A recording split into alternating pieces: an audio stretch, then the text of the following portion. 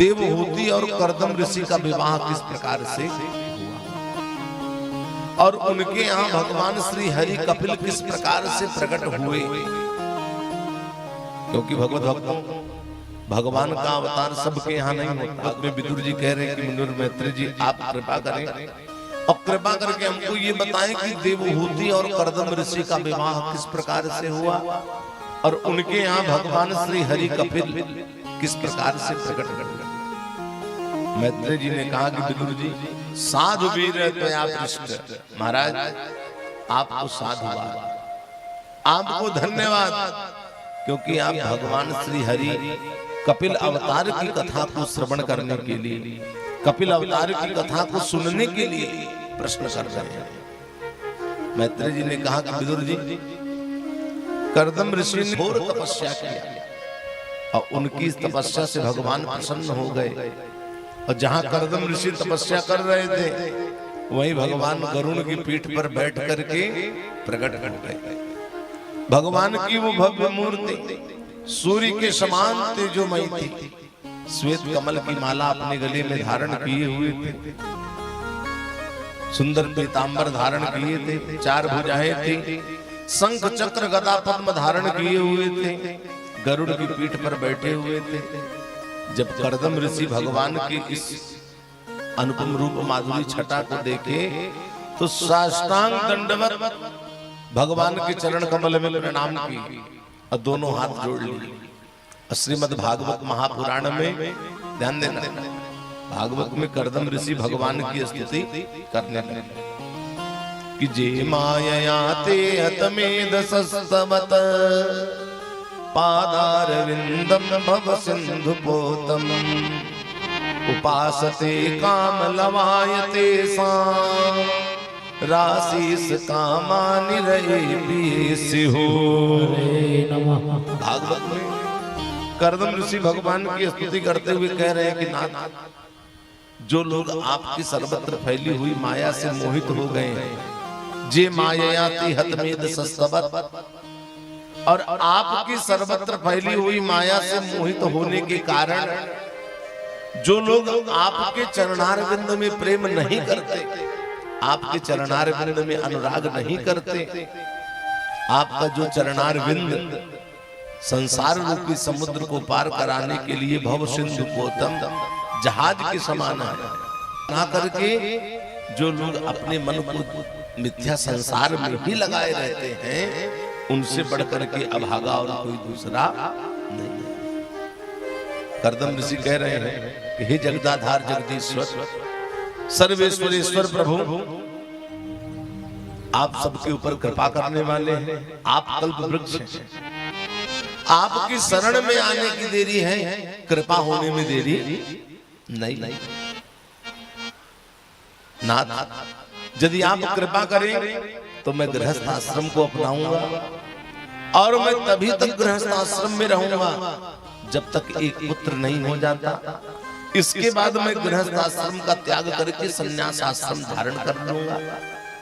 भगवान श्री हरि मंद मंद मुस्कुराए, पहले से कर ली। देखो कर्दम, परसों तुम्हारे आश्रम पर महाराज स्वयंभू मनु आएंगे और साथ में उनकी धर्म पत्नी शतरूपा भी आएंगी और पुत्री देवहूति भी आएंगी। तब तुम उनकी कन्या देवहूति के साथ विवाह कर लेना, क्योंकि वह कन्या शील गुणों से युक्त है और मेरा अवतार उसी घर में होता है। भगवान कह रहे हैं जिस घर में स्त्री पुरुष संयम नियम आदि का पालन करते हुए मेरी आराधना करते हैं, मेरी उपासना करते हैं। ऐसा कहकर भगवान अंतर ध्यान हो गए। इधर भागवत में मैत्री जी कह रहे हैं विदुर जी, परसों महाराज स्वयंभू मनु ब्रह्मा जी से आज्ञा प्राप्त किए कर्दम ऋषि के आश्रम जाने के लिए। ब्रह्मा जी ने आज्ञा दिया तो महाराज स्वयंभू मनु अपनी धर्म पत्नी शतरूपा को लिए, पुत्री देवहूति को लिए और कर्दम ऋषि के आश्रम पर पहुंच गए। कर्दम ऋषि ने देखा कि हमारे आश्रम पर 3 मेहमान पधारे हुए हैं। तुरंत भगवान की बात याद आ गई, बैठने के लिए 3 आसन लगा दिए कर्दम ऋषि। तो एक आसन पर महाराज स्वयंभू मनु बैठ गए, अब एक आसन पर महारानी शतरूपा बैठ गई। अब एक आसन देवहूति के लिए बिछाया गया था, लेकिन देवहूति उस पर नहीं बैठ रही। देवहूति बोली, इन्हीं ऋषि के साथ मेरा विवाह होने वाला है और इन्होंने अपने हाथों से ये आसन बिछाया, इस पर मैं कैसे बैठूं? बैठूंगी तो पाप लगेगा। तो देवहूति बैठ नहीं रही, खड़ी है। तो कर्दम ऋषि ने देवहूति की परीक्षा लेने के लिए कहा कि देवी आप क्यों खड़ी हैं, आपके लिए आसन बिछाया हूं, आप भी बैठ जाइए। अब तो देवहूति धर्म संकट में पड़ गई, बोली बैठती हूं तो पाप लगेगा और नहीं बैठती हूं तो इनकी आज्ञा का उल्लंघन होगा, क्योंकि बैठने के लिए कह रहे हैं। तो देवहूति ने क्या किया, देवहूति अपना दाहिना हाथ उस आसन पर रखी और जमीन पर बैठ गई। तो इस दृश्य को जब कर्दम ऋषि देखे तो कर्दम ऋषि ने अपने मन में निश्चय कर लिया। कर्दम ऋषि बोले ये कन्या धर्म पत्नी बनने योग्य है। और इधर महाराज स्वयंभू मनु कर्दम ऋषि के सामने विवाह का प्रस्ताव रखे। तो कर्दम ऋषि ने कहा कि देखो महाराज, आप जो विवाह का प्रस्ताव रख रहे हो हमको स्वीकार है, लेकिन एक शर्त है, मैं तभी तक गृहस्थ आश्रम में रहूंगा जब तक एक पुत्र नहीं हो जाता। यदि आपको आपकी कन्या को ये शर्त स्वीकार है तो मैं विवाह करने के लिए तैयार हूं। तो महाराज स्वयंभू मनु अपनी कन्या देवहूति के पास गए, बोले पुत्री जिसके साथ मैं तुम्हारा विवाह कराने जा रहा हूं इस प्रकार की शर्त रख रहा है, क्या तुम्हें स्वीकार है? तो देवहूति ने कहा कि पिताजी मैं तो ऐसा ही पति चाहती हूं जो स्वयं धर्म में लगा रहे और पत्नी को भी धर्म में लगा। भगवत भक्त वो पति नहीं जो स्वयं संसार की ओर जाए साथ में पत्नी को भी लेकर के जाए। पति तो वो है जो स्वयं धर्म में लगा रहे, पत्नी को भी धर्म में लगा। तो अपनी कन्या देवहूति की बात सुने महाराज स्वयंभू मनु अब बड़ी प्रसन्नता के साथ देवहूति का विवाह कर्दम ऋषि के साथ कर श्रोता इस प्रकार से संयम नियम आदि का पालन किए बिना, ध्यान देना, इस प्रकार से संयम नियम आदि का पालन किए बिना ये मन भगवान में लगने वाला नहीं। और जब तक हमारा मन भगवान में नहीं लगेगा तब तक इस जीव का कल्याण होने वाला नहीं।